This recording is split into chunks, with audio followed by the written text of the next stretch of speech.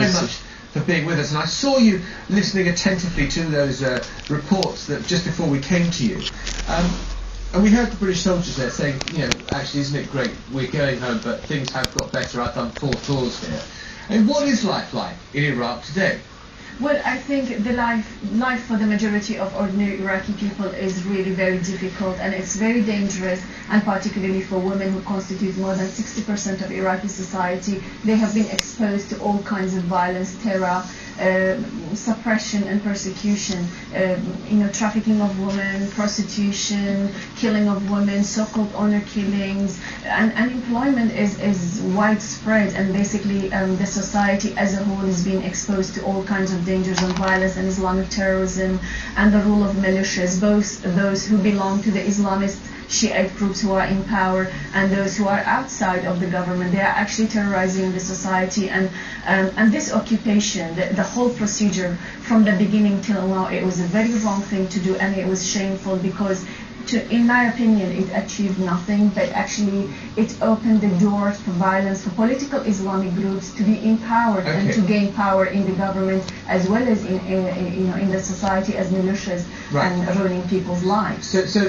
But when you saw the scene in Baghdad where the journalist threw his shoes at President Bush, I mean, didn't that symbolize actually there is a greater degree of political freedom now in this country than maybe there ever was under the Saddam era? I think throwing shoes at somebody like George W. Bush, who basically his administration is responsible for the lives of millions of Iraqi people throughout the basically sanctions, the first Gulf War, and now the occupation. His administration, as well as British government, are responsible for the lives of millions of Iraqis, children, women, men, who were all killed and maimed.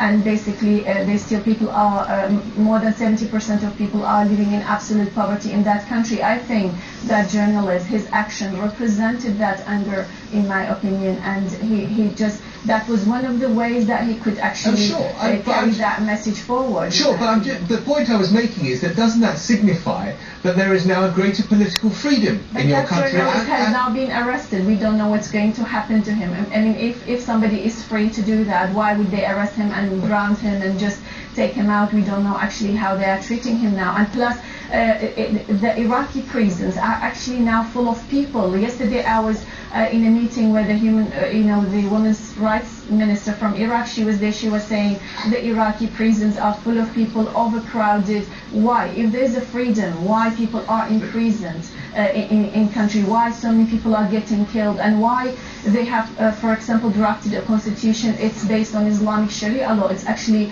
oppressing women, it's actually veiling women, taking all the rights away from women, all the basic rights have been taken away. What kind of freedom is that? Throwing shoes at somebody like George Bush, who is responsible for all crimes and carnages that took place in Iraq, is something, in my opinion, somebody did a journalist, that was one of the ways he can express himself. Whereas when we look at it at a wider scale in society, the damage is far more beyond imagination. Right. I just want to ask you this then. Do you think that the fact that you've got the British troops pulling out now, that is at least a symbol that actually in the south maybe it is getting safer, that the Iraqi government can govern, and the occupation which you've just condemned in very strident terms will soon be over?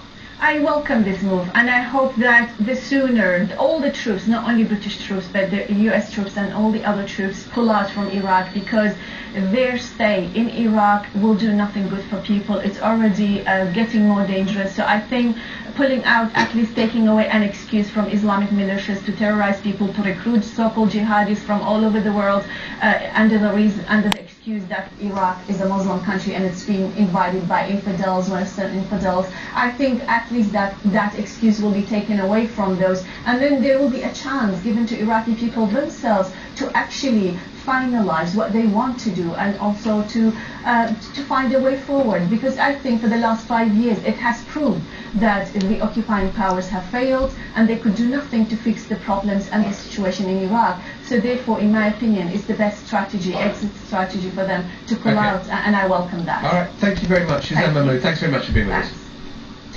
Well, meanwhile, a British soldier has